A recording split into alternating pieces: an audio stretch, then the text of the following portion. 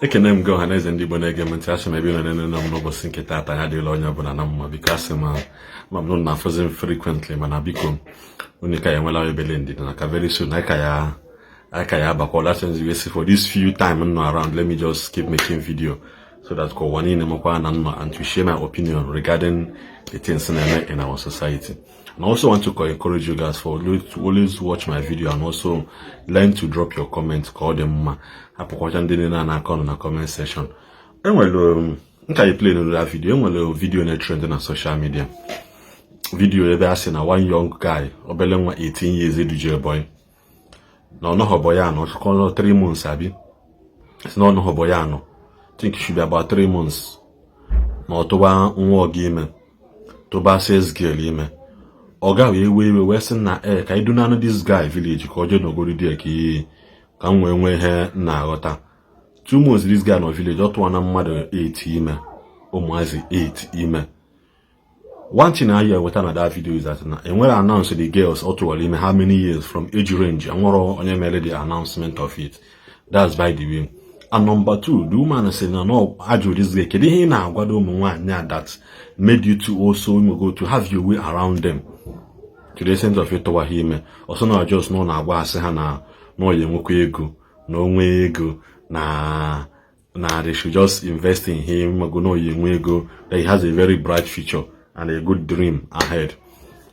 So, but that's not the issue here. The issue here is that now our people has lost their heritage. The Igbo has lost their heritage. I'm going for that video na Instagram this morning. Before I mention him, I decided to share my opinion about it. Actually, comment section of that video. Just pay attention. The comment section. People like Annie don't say na say na the guy na the boy no na Boro Solomon na the boy bunka. Just go take your time. Pay attention to the comment section of this video. Kifa can buy say akwadaji here. A lot of people know there. Just a few people mad than that, but talking here for condemn an act of this young boy. There is something on the loose. Something is on the loose. Somebody go say na na amacha because no libido bege. Obro na nwage no among those girls that boy to balime. Ima wonu oku ne pota na akọ. Kedu ihe ya akọrọ ha? Or na that boy bụ nwanne gị, or na that boy bụ nwanna gị, or that boy is related to you. Kedu ihe ya akọ? Kedu ọnụ ya ejigwa mmadụ na nwatakịrị iduje boy olu oyibo dị etoba mmadụ ime. Nwa ogi ya ime toba says girl ime. Then kezi ihe ekwu na this boy na ta village toba mmadụ 8 ime. Then what you will not be the only able to now at this time I blame go the boy, blame everybody now. Now parents, this boy, can you hear what was this boy exposed to from the beginning? One of Bruno. That boy on Obuno, we see Bruno, give boy direct. Obun on Obuno, we see Bruno, give boy direct. Can you who me exposed to? Unana kia for that boy very well. Obro Bible say you train up a child, not train up a daughter.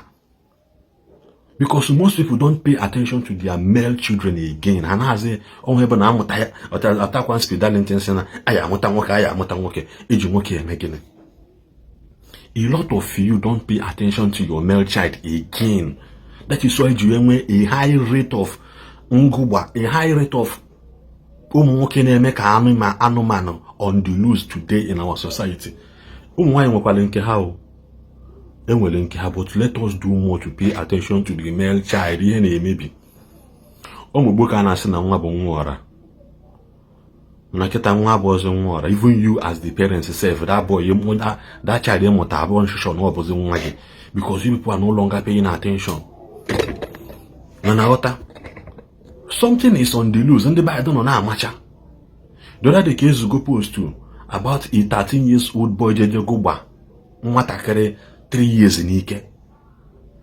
The parents of the boy want the girl or belenwa because now her feeling happy as na accused of belenwa. But after name a test, I carry out a test.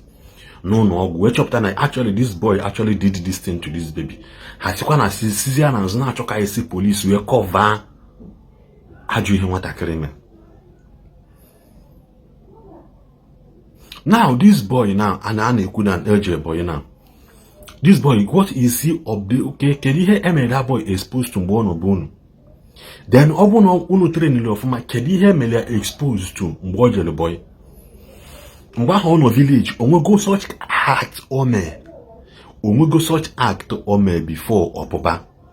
Nwụnọ dị like that wee pụba. Enwego any news si na na nwatakịrị na a na-anụ pọchọpọchọ na ọ na-eme ma aka ntụtụ na ọ na-agụgba n'ike na o na-exercise that character tupu o jee boy. If no, which means na something happened ebe o jee boy. Ka mma na ịgwara nwa ya n'okwu, something happened ebe eje na boy. Because na enwe ihe ndị be anyị na-eme. Because isi m ka George okwu a, na will start by being na that issue is more spiritual than physical. It is more gini spiritual than gini physical. Ọbụrụ mmadụ niile na-ayị ala today na main road bụ alachi ha. Enwere ndị ajakwele ala ajakwele, nwere ndị bụ ihe ha mete ebe ihe gbara ha ala today. Ọbụrụ ndị nwụrụ anwụ n'ụwa nwụrụ ọnwụ chi ha. Enwere ndị ajakwele gbuilu ha ọnwụ, nwekwa ndị nwụrụ ọnwụ chi ha. Man, I see no reason whereby in the Bible we are trying to downplay the aspect of spirituality in our society. Knowing fully well that I Igbo say we are more spiritual than any other tribe on earth. Igbo, we are more spiritual. I can be more spiritual than any other tribe on earth. Because an average Igbo man don't pray to beg for anything. An average Igbo man stand on his ground and make decrees.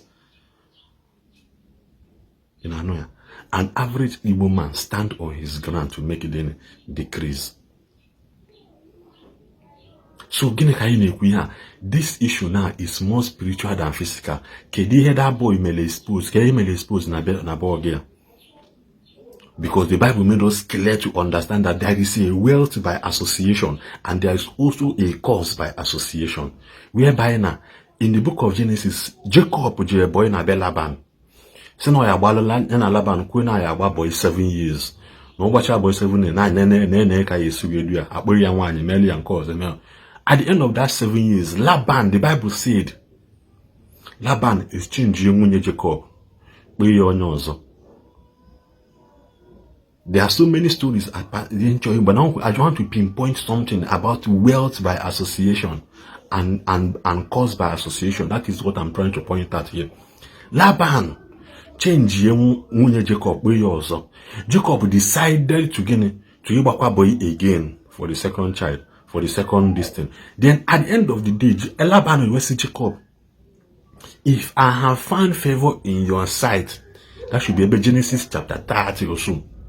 You see, if I have found favor in your sight, Jacob, can you stay with me? Because I know that the Lord has blessed me, has made me wealthy because of you. Yotago, there are people there around you automatically become rich without you not knowing. Go and read what happened to Laban family when Jacob left. Go and read about it. What happened with Jacob opposite? Because a lot of problems there. Even Laban, they started envying Jacob because they believe that is becoming to transfer things and I bet Jacob no. Wealth by association. And that the same idea. Abraham, Bible said, and Lot went with Abraham and he became wealthy in flocks, animal, cattle, and every other thing. Listen, for simply going with Abraham, Lot became rich. Not that no the poor from beginning, but the Bible says he became wealthy. No making no bozo for becoming healthy, for going with for Abraham. When immediately Abraham left Lot there. So, kedi that boy exposed. What am I trying to say? Obo na unu check very well for that boy no when any atom of kweche before sibu no. Then something happened along the way. Something happened along the way, and I'm also very disappointed to Ndebai that are not paying attention to their male child. No here like this here maybe now here na kwadi maybe. Pay attention to umuazi unu na-adị close to. As a parents, onwe nwa gị nwoke ewebata na ya mgbe nke who are you to even apụta asị gị something like this remote now. This remote na apụta asị gị na nna lekene ihe nke a wee lekene just iweli ya. Who are you to bring this remote back home? Na remote so ihe so ijikọ gị na remote nke a maka thank you dosakwali onye nwe papa. Because kedu ihe akọlụ nne na nna gị na-ewebatara ihe na ime ụlọ. Mana in this our generation today, papa ya afụ na nwa ya ada alụ ọlụ. You as a father, you are doing a job, you are running a business that is earning you, let's say, 200,000 naira a month. After family expenses, you'll be left with 100,000. Nwa gị nwoke idishon nwere ihe ọ na-eme aka siri ike that is not earning up to after no other expenses. After everything, no up to 50,000. That boy, I know use a phone of 1.something million. You don't ask questions. You don't ask questions. Atasina na bambo, my son na bambo. His son, ima na ngwa as a father, ibi no uno, idisi ike welo. Nwa gị nwoke ma na nwe ho na lo egolu moto bata. Nwa ka no under your roof, egolu moto bata. Osko ya bo no under your roof, mani ya calculate kele this boy na mo jiba moto of 5 to 10 million naira. Anazi ekwu nke ụmụ nwaanyị ekwu. Anazi ekwu nke ahụ ekwu. Mama ya mana nwatakịrị nwa gị nwaanyị onwe ha na-alụ wig phone ọ na-apụ with different men na-abata, and you as a shameless mother ngwa na-eje emepere ya gate ma ọ na-abata 2 days 3 days if by nwa gị na ya and you don't ask question because o jecha abata my daughter welcome or anything for your mother ogoloche gị. That is why you have too many cases of recklessness and stupidity around our society today. Because nobody is asking questions. Like I said, can not get but we can still go back to the drawing board. Or maybe Chabe. We can still go back to the drawing board. I had a very disappointing at this comment section. I told me a video about this thing. Man, at the comment section I saw broke me. If people like Annie Dons, people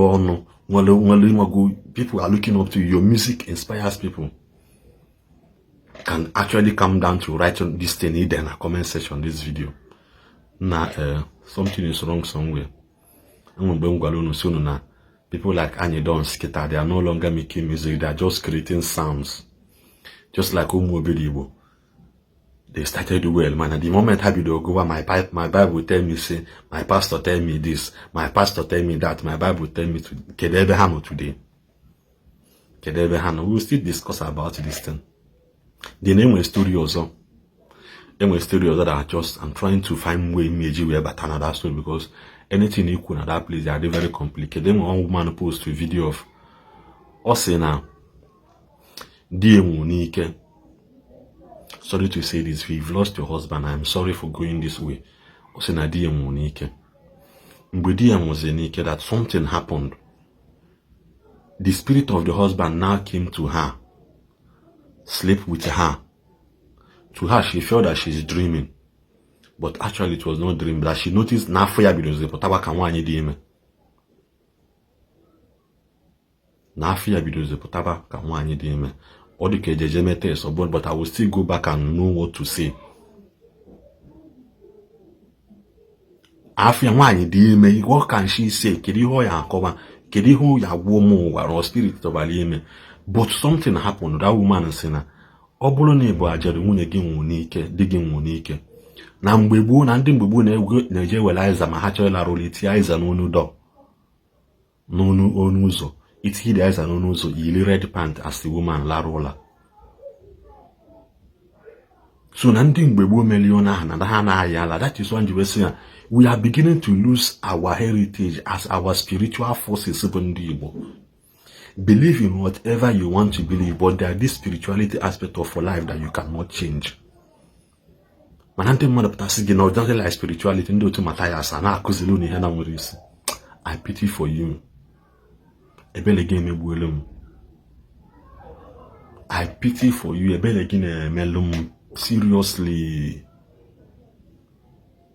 Seriously. Because that story I had that woman, that Mary, became pregnant. Only Hannah Ikuna, Mary became pregnant.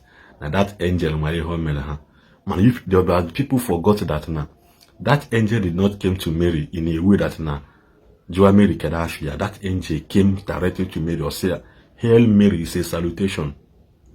That now blessed are you among women, which means now among other women you have found favor with God.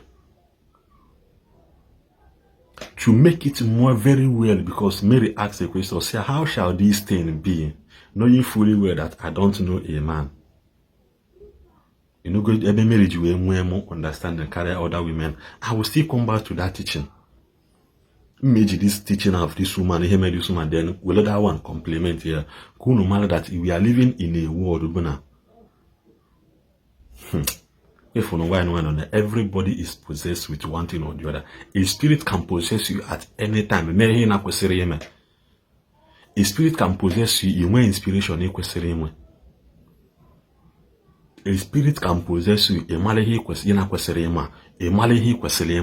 spirit, if you go in a zoishi today, also quite zoishi, joygan, Nime selling, no batahana, the goman a garden are selling, or your guazelia.